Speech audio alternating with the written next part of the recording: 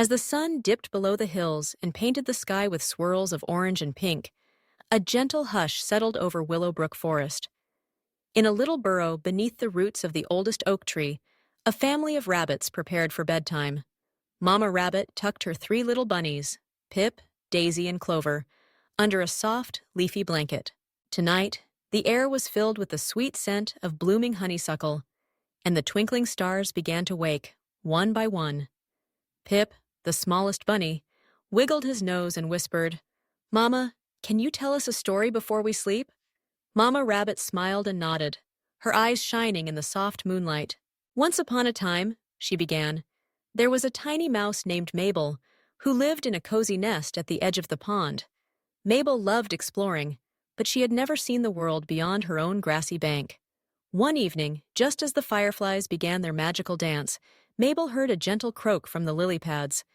It was Benny the Frog, her friend with bright, shiny eyes and a friendly smile. "Mabel," said Benny, "would you like to come with me and see where the moon touches the water?" Mabel's whiskers quivered with excitement and a little bit of worry. She had never gone so far from home, but the thought of a moonlit adventure filled her heart with courage. So, hand in hand, or rather, paw in webbed foot, Mabel and Benny hopped onto a sturdy lily pad. With a gentle push, they glided across the pond, the surface sparkling with the reflection of 1,000 stars.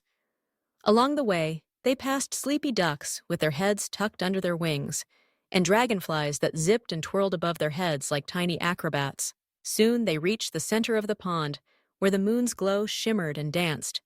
Mabel gazed at her reflection, her eyes wide with wonder. "It's beautiful, Benny," she whispered. Benny grinned, his throat puffing out with pride. "I come here every night. Sometimes the moon even tells me a secret or two." Just then, a gentle breeze rustled the reeds, and the water rippled with laughter. Mabel closed her eyes and listened. She heard the song of the crickets, the soft plop of a distant fish, and the hush of the night all around her. In that moment, Mabel felt brave and happy, knowing she could explore new places and still feel safe, as long as she was with a friend. When it was time to go home, Benny guided the lily pad back to the shore. Mabel scampered up the bank and turned to wave goodbye. "Thank you, Benny. I'll never forget our adventure." Benny winked. "We'll have many more, I promise." And as Mabel curled up in her nest, the moon watched over her, glowing softly through the leaves. Mama Rabbit finished her story and kissed each of her little bunnies on the head. "Good night, Pip." "Good night, Daisy." "Good night, Clover." Dream of adventures, and remember, you can always be brave, just like Mabel.